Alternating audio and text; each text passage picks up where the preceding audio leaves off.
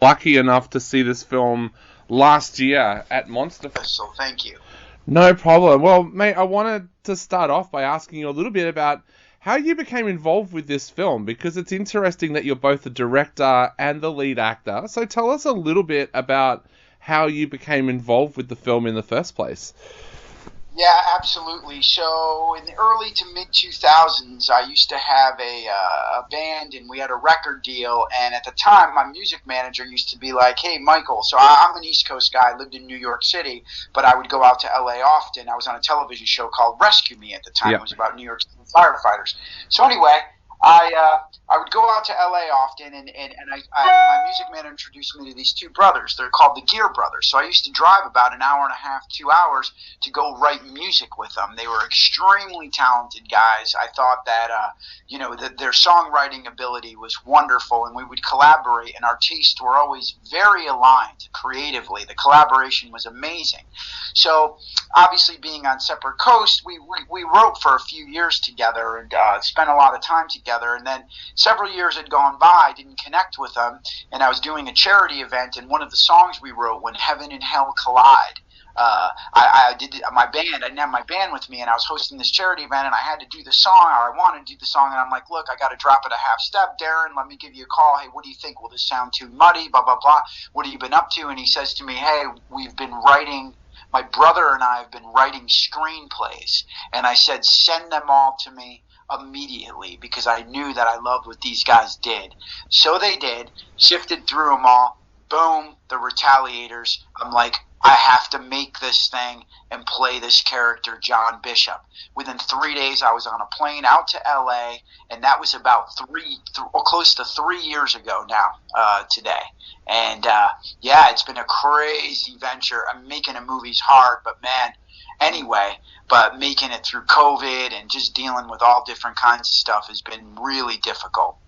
So what was it about that screenplay that stood out to you, and what was it about Bishop that made you think, I need to make this film and I need to play that role?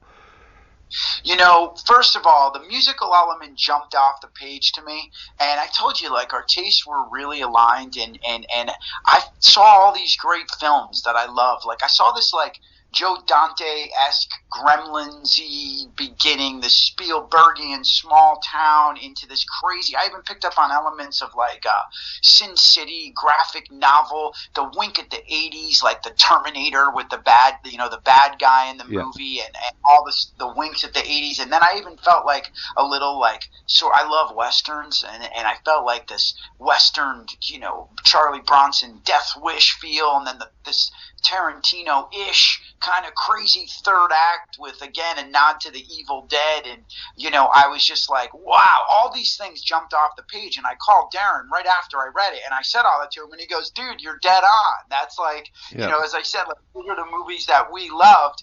And I just felt there was so much, and it was such a roller coaster ride, and sort of what's around that corner, and you just don't expect a lot of it. And then the character, what I really loved about it too is I'm an actor first, and I love the story. It's a slow burn, and it sits on the highbrow side of horror, and it touches upon these elements of morality, religion, justice. And even though it's crazy, and at the end of the day, I believe, like a fun popcorn movie that's hopefully entertaining, you can, like, talk a little bit about it afterward, So tell us a little bit about how you got into the character of Bishop. Like, it's pretty intense, and I've lost someone very close to me in my life, so I know those emotions that you go through after that. Tell us a little bit about how did you go about getting into the character of Bishop? Did you talk to people that had lost children during their lives, or how did you go about approaching that role? Okay, so to get into let's just talk about the lighter part, like him being a pastor. So I went to some modern day sermons, and I understood, and there were a couple key elements in there. There was some direction from the writer saying, hey, this guy's a rock star in this environment. So I was able to, translate a lot of that and go and, like, as I said, see some sermons. But to the part about, at the end of the day, this is a revenge thriller, right? And, I think if you have a child, and I do, I have a 6-year-old boy, or a niece or a nephew in that sort of feeling of imagine something happening to them. What would you do to that person? I think that was one element that I think was very helpful in finding this feeling of wanting that type of revenge or peeling that onion back. But there's several more. I also I watched some crazy YouTube video that really struck me, and it was this. There was a guy who was very, like just small in stature and very thin. He looked like a math teacher or something, and he was standing in court. This is real, and he had his moment in court and in trial to talk to the accused, the killer of his son. And next to him are the court police. They're on either side of him, and he's standing there, and he has his moment. How can you do this? And all of a sudden, he lets out this like howl that from the depths of his soul, and it gave me chills immediately. And he grabbed like a pencil and he jumped at the guy. Yep. And tried, and he had this superhuman strength, and then the police had to pull him back and everything. And I was like, whoa, just seeing that and that animalistic primal instinct, so I had to connect to that. And you do a lot of fantasy work, and you do things that help you portray those emotions and live truthfully in this imaginary circumstance. So using my own child, using that, using a lot of other things, actually, a lot of research, talking to some people, helped me get in there, into that space. Definitely, it's not a great place to be, that's for sure. Yeah, I've been there. I lost a partner in some pretty tragic circumstances. So yeah, I know exactly what that feeling is like, and that's why I think one of the reasons I enjoyed this film so much, because you encaptured exactly how I felt at that time, and you did it so well on screen. Oh man, thank you. I'm really sorry. It's amazing, how people can go through different things, and I think that's really interesting to study of human beings too. Like, you'll never really be healed from it, but you go on with life. And if I was just talking to you and you didn't say that, I would never know. Yep. So it's interesting, right? Yeah. You never know what people have inside, and what they've dealt with. Definitely. Now, we talked a little bit about the music, and you mentioned that the music was there from the very start in the screenplay. Tell us a little bit about what was there in the screenplay originally when it came to music, and how that's evolved to the soundtrack that we see, and also the guest stars that we see in this film all the way through. Yeah, there wasn't necessarily like, hey, this song here, this music here. It just screamed music to me. Like, again, all those great films of the 80s and 90s, like Lost Boys, The Crow, Judgment Night, Breakfast Club, all those great soundtracks. And I was like, man, this thing. So I brought it to Alan Kovac, who's the CEO and founder of Better Noise Music. So he has over 40 incredible musicians: Motley Crue, Five Finger Death Punch, Ice Nine Kills, Papa Roach, goes on and on. And I know him, and I was like, hey, what do you think? And he's like, let's do this movie. And he's like, he gave me his Rolodex of his contacts and, his partnerships and his musicians, and we carefully and strategically placed them in parts that we thought that they would be fantastic in the film, because the number one goal was to make this a movie first, and then have this amazing sort of gold lining of these great cameos, but yet this amazing soundtrack with this incredible core audience and this feeling that, what's so important to me is the music can never take away from supporting what the emotions and the objective of the scene are. So we were very careful in casting these guys. Five Finger Death Punch plays the motorcycle gang. To me, if you didn't know of Five Finger Death Punch, you would just think they're actors. And if you like the movie, you might go look them up and be like, holy cow, that's Five Finger Death Punch. Or Jacoby Shaddix is the bad guy, Quinn Brady. He's the lead singer of Papa Roach. And it goes on, all good things. They're these two guys at their gas station attendants in the movie.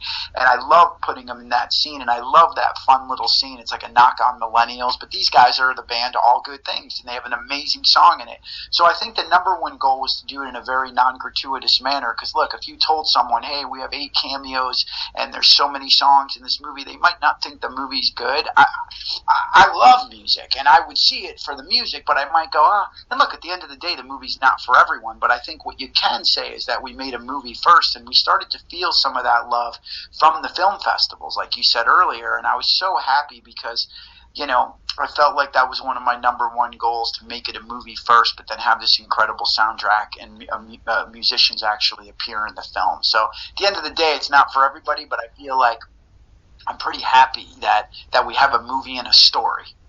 Definitely. Now, talking of musicians that appear in the film, we had Amanda Leiberg on our show last week, and she talked a little bit about the problems that you guys had of filming during COVID. Tell us a little bit about how COVID interrupted the actual shoot. Yeah, man, it never ended. There were so many issues. You know, making a movie's really difficult, and you get a script, and then you love the script, and you want to make that movie, but then you actually go and shoot, and what do you get? Through egos, fighting, locations that you might have wanted that aren't the same, so you have to tweak scenes and this, and who's available, and then you get another movie when you edit. The point being is COVID didn't help any during that filming process, that's for sure. We had many obstacles. I think obviously COVID affected everyone and still does. But with the arts, you know, you can't create any art or do anything in the arts, I guess, unless you're a painter sitting in your studio, and that's a wonderful thing, or a writer, but a lot of it has to do with gathering of people. And even for those artists who may be painting in their room, they still want to have an art show to share their stuff, or a writer to, you know, do a book signing or whatever. But the point being, especially with film or music, bands want to play, you need to congregate. If you're doing a play as an actor, people need to come to it. So in this, making a movie, we had a 50 or 60 person crew. So it was a fortune in terms of COVID tests. At that time when it was hitting, we had to spend, because you needed a 24-hour turnaround, so we had to test people at the hotel before they got to set away. We had a room, they'd come down one at a time. We had nurses, there's protocols strictly enforced by SAG, the Screen Actors Guild, and they'd have to go down, they'd have to stand there, wait, or like with we did blood tests, and then we did the 24-hour turnaround, so both.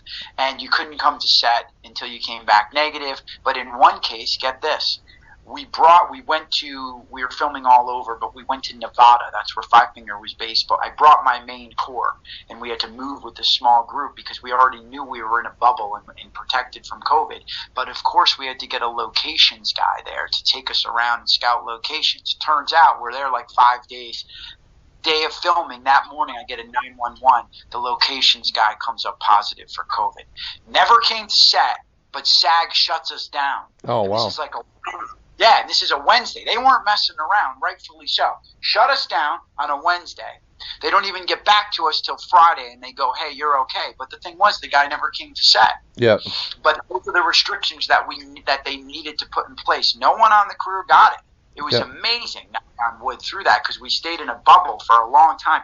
However, we got shut down for 4 days. It's a lot of money and a lot of tests. And living in an indie world, it's very difficult expensive for the production to survive during that. But we did, and as I said, Alan Kovac, man, he stuck behind us the whole time.